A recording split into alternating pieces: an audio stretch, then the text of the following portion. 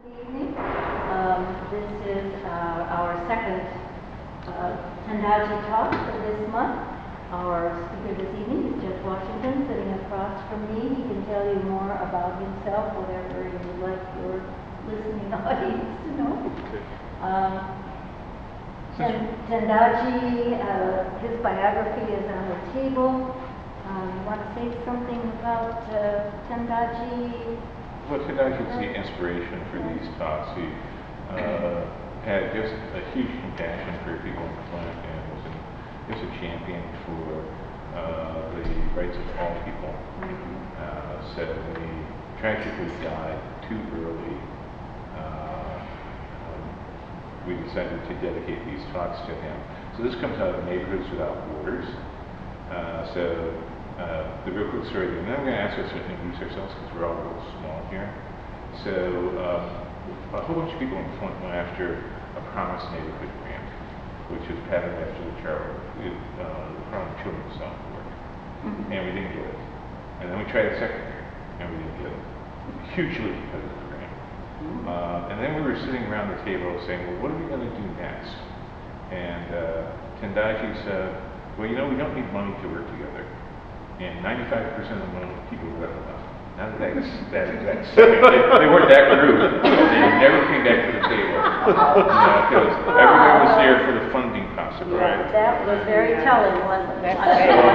So a group of about 5 of us got together and started Neighborhoods Without Borders to do a whole variety of things. And we finally settled on working on dismantling systemic or institutional racism by understanding white collar and privilege and African American history in Flint, which we figure will take us to at least my death for sure. So it's not like we're going to run out of this topic. This is critically important work. So I'm Bob Brown. I live in the city of Flint, and I have a 11-year-old who's growing up here. Wow. My day job is working for Michigan State University, but I also work with Wild Outreach and writing. Okay, Barbara McCann. I've been in Flint since 1962. Right after I graduated from college, so I really consider Flint my hometown. My daughters were born here. They've grown up and gone.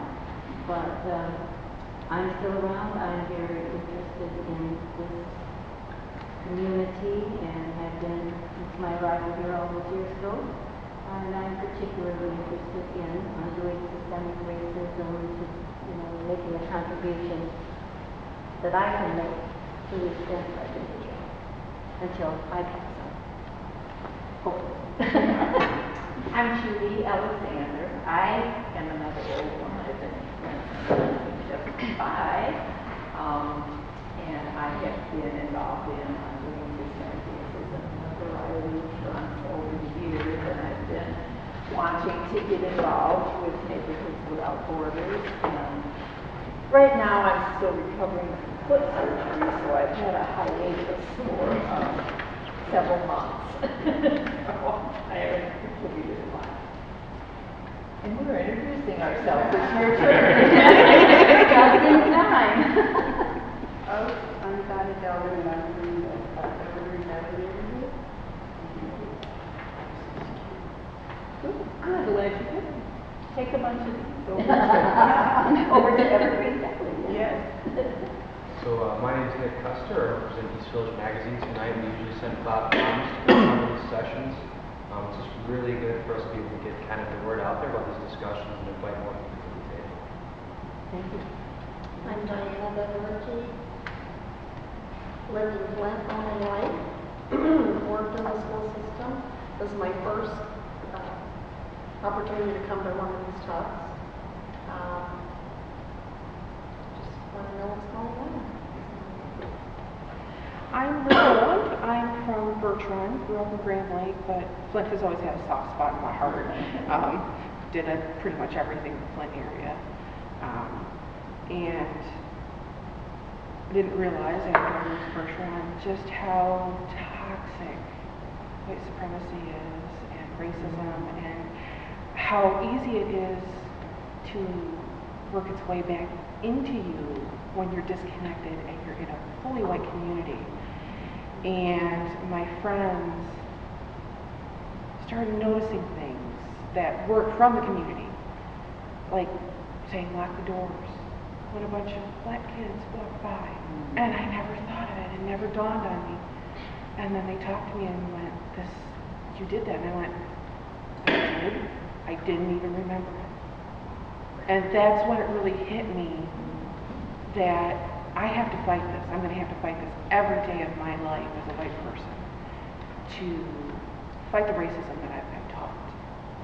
Even if my family's not overtly racist, we grew up in a system that consciously, actively teaches us to not trust and fear anyone who's not white. And that we are the supreme beings. And it's not okay.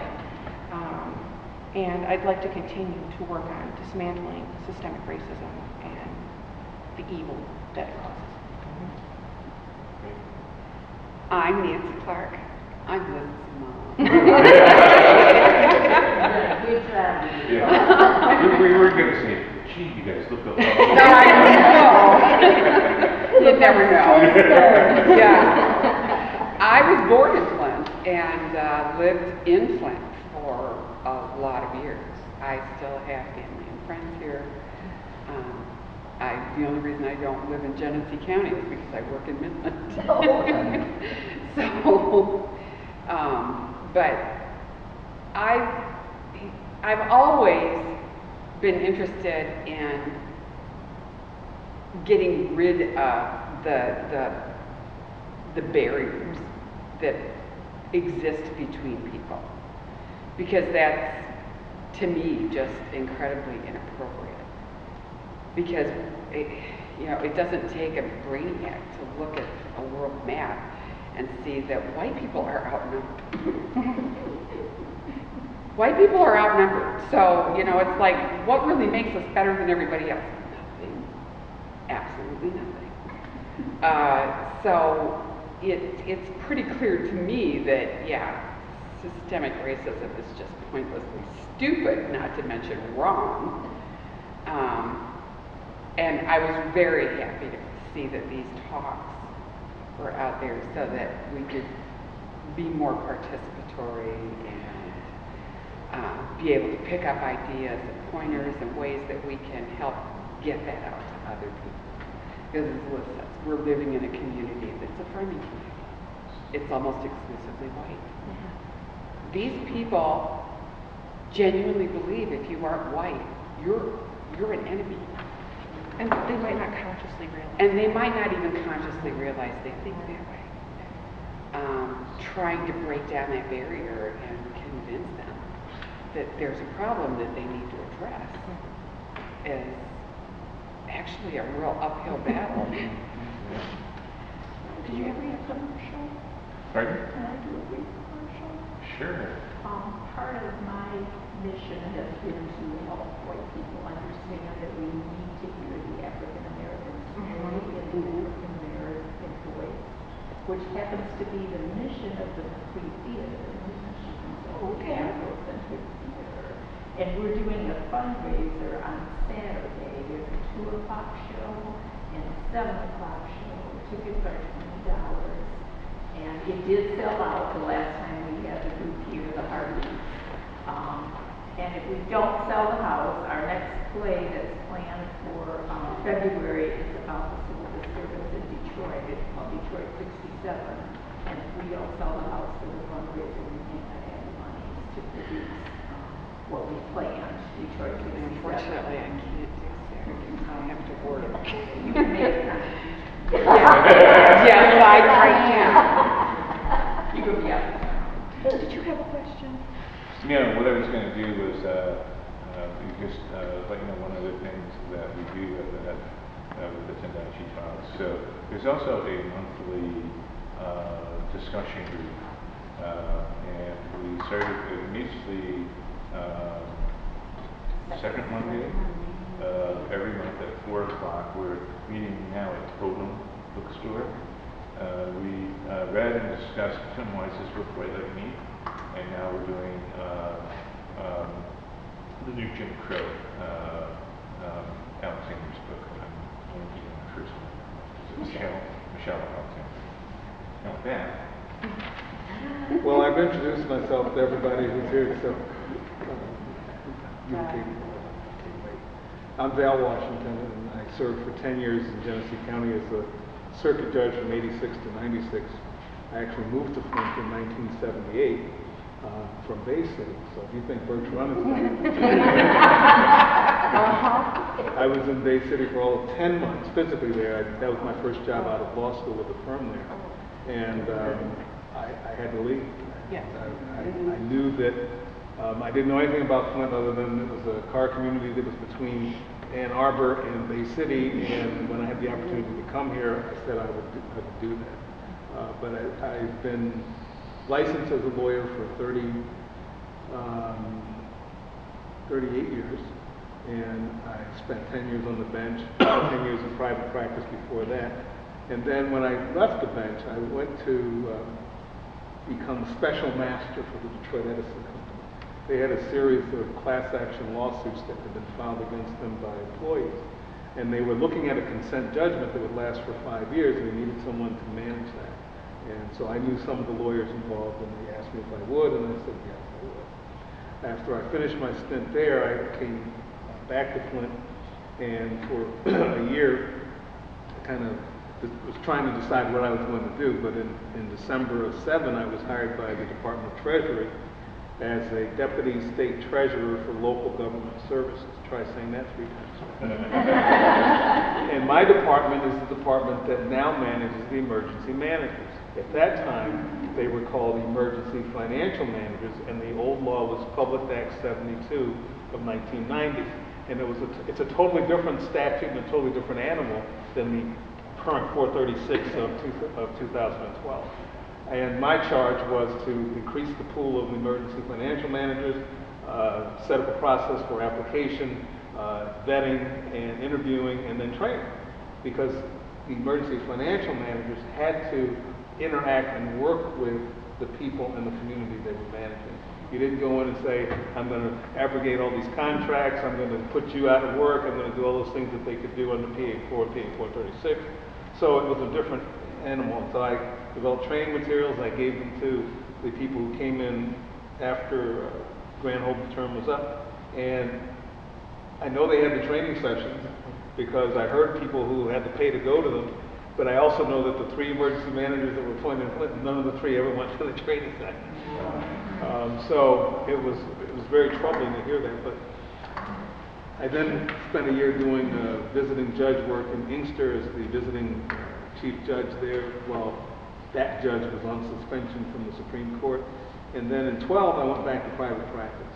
I used to teach over at U of M Flint when I was on the bench, and one of my former students, who's now a lawyer in town, called me and said, help, I need you to represent me. I'm having trouble with another lawyer. I said, I haven't practiced in years. She said, it doesn't matter, I just need you there. So I went there, and as soon as I walked into the courtroom, the juices started. Back to the trenches, back to what I knew, back to what I liked. So I then set up my own practice, and I've been practicing literally out of the upstairs of my house since, although I do have a virtual presence downtown to meet clients and that kind of thing. But the thing that I'm interested in talking to you about tonight is it's interrelated with the whole issue of race. And you said it best, Liz, when you said that people are afraid and they have fear and there's anger. You know, I always tell people, and I told my boys when they were growing up, you know, the underlying emotion to anger is fear. And it's fear because you don't know and you don't understand. And therefore, it's something that without exposure and without experience, you become you buy into the prevailing views in the community or in the household or wherever it happens to be. And it takes a rare person to start thinking for themselves and to expand their thought process and say, well, why do I believe what I believe about that person who looks different than me? You know, I came from a family, I'm the only child of 2 educators from Baltimore, but my mom's family was from Claremont, New Hampshire. Well, Claremont was an all-white community except for my grandfather. Okay? And the only grandmother that I ever knew was white. And so Grandma Catherine was my exposure to whites, my very first exposure that I remember. And she was a great person. You know, she had a great laugh, she had a parrot, and you know, I do all sorts of things that I could get away with her that I couldn't get away with at home. So my perspective when I started going to school and meeting kids that looked different than me was, I think, entirely different from people who had never been exposed to anybody that looked different than them. But one of the things that I've noticed in the law over the last 38 years is that it's not the isms that are the problems. It's more the people. And when I say that, what I mean is you have people who, as you're talking about, aren't consciously aware of their own biases and therefore are unaware of how they come across when they're interacting with other people. And so if you went and said, well, you know, that was a very insensitive comment or a very racist comment, they will defend and they will fight and they will say, well, no, that's not, and they will give you all these logical reasons because that's what lawyers do. But the reality is that if they stop defending and started analyzing how they're interacting, they might have a different perspective. But the challenge is, how do you get people to introspect? How do you get people to do that without pointing an accusatory finger? Because people tend to close up and they defend when you start attacking them. But I'll share with you a couple of examples from the court system. When I got to Flint, one of my very first cases was the Oak Park inverse condemnation case, where the city of Flint said to people who were in the Oak Park demolition area, your homes are going to be purchased, we've got HUD money coming to do it, and therefore you can't pull a building permit. And that was okay maybe for a year or two, but it took 10 years.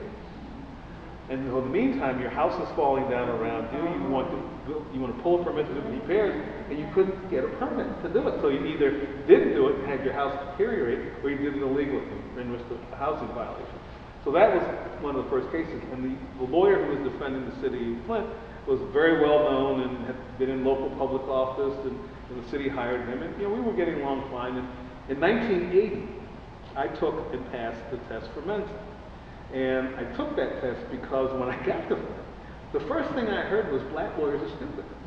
And don't ever go to a black lawyer because they're going to screw up your case. And they pointed to certain examples of people that had trouble with the ethics board. And I thought, I know I'm not stupid, but how do I convey that without appearing to be pretentious and all this other stuff? Yeah. So I said, I saw it in the newspaper one day, the test for Mensa, and I said, oh great, if I take and pass this test, then I don't have to ever, have anyone challenge my intellect again. So I took and passed the test, and as it turned out, a young lawyer in his office also took and passed the test. And when you pass it, you get the publication and it tells you who else has passed and what city they're in. Yes. And so I saw his name, I said, oh yeah, I know him. And he saw my name, so must have said, oh, I know Val. But I was in the law library at this fellow's office, and we were walking through, we were talking about the case, and he turned to me and he says, whose test results did you use to get into Mensa? And I thought for a moment, and I said, I use your test results, because you're a member, aren't you? And that's exactly what he did. He stopped and he started to laugh, and because he knew he wasn't a member, and that I probably belong there with that kind of flippant remark. So it's that kind of thing.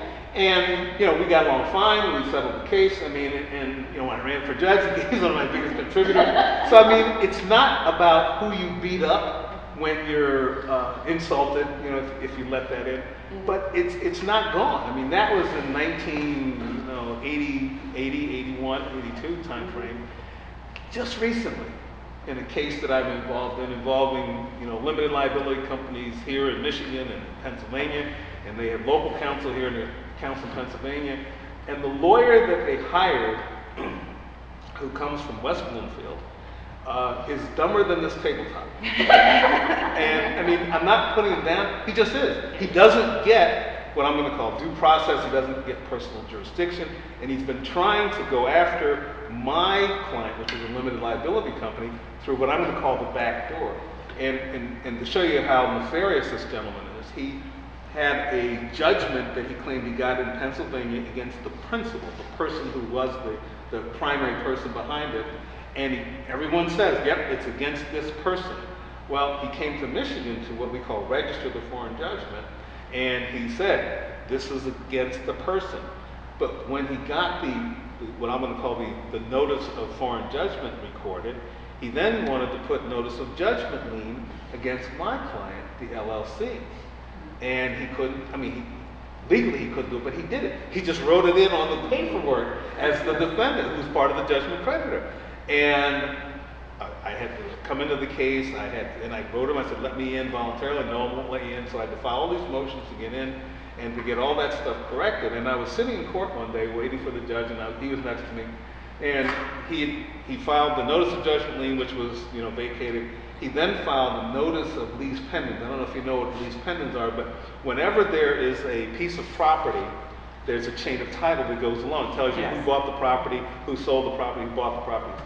And if there is a fight going on about who owns that property, you can put the world on notice by filing this document called the notice of lease pendens. So he filed the notice of lease pendens after getting the notice of judgment lien dissolved. I said, you can't do that. I said, how do you think you can do that? He says, well, I think I can do it because there's the Pennsylvania case. I said, I know, but it's not about who owns the property here in Michigan. It's about whatever your issues are in Pennsylvania. And so he says, well, you're going to file your motion anyway. You'll probably win because it's black on black. And I said, I take offense at that. And there was another lawyer involved who is not African American, and she was sitting in front of us. She said, I take offense at that. And I knew that to press him further would only devolve into, personal animosity. And I opted not to share that with anyone other than the people who heard it. And I told Ada, I used to work with her, when I went home, and she was appalled. But it let me know that this person who was clearly wrong on the law and wrong on procedure and wrong on jurisdiction and all the things that we're talking about, due process, an opportunity for notice and an opportunity to be heard, he didn't get. And so he went for what he thought was a low-hanging fruit, which was to aggravate me with a racial comment. And because the judge is black, and we were in circuit court, and I just have thought about that since that happened. And that was just this past year. So this is not something, several years ago. And that tells me that the issue of race and differentials is very prevalent. But here's something for you all to bear in mind. Remember, some of the greatest atrocities that have been visited people to people have not been from one race to another. They've been religious. They've been primarily, they've been sectarian. In Northern Ireland, I remember growing up and people were doing terrible things to one another in the name of I'm a Catholic and you're a Protestant, and then you had the atrocities in Bosnia and Herzegovina where someone was a Muslim or someone was a Christian. And it started me thinking, I wonder when the very first time caveman A said to caveman B, I don't like you, and it's because your nose is wider than mine, or I don't like you because you're able to go run down the saber-toothed tiger and have a meal and I can't do it. I don't know, but I believe it goes back that far. Yeah. These efforts, instead of focusing on our similarities, we all usually have one head, two eyes, one nose, 2 ears and one mouth. Those are the things that you universally can say everybody is the same with. And you can't do that with usually anything else. But if we all look at how we are put together and how we live and what we do, the reality is that you have people who are fundamentally human beings. And they all need to get past all these differences because they are excuses, in my view, for insecurities within the person.